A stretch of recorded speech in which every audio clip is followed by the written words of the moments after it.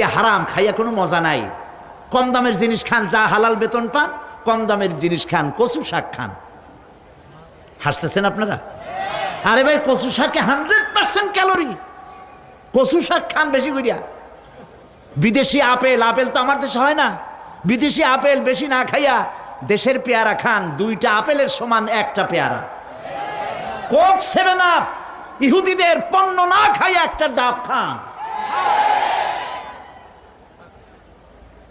আর বড় সাইজের পাঙ্গাস না খাইয়া চেলা, পুটি, মলা, ডলা, কাসকি, তারপর লট্টা, জি, এগুলো খান।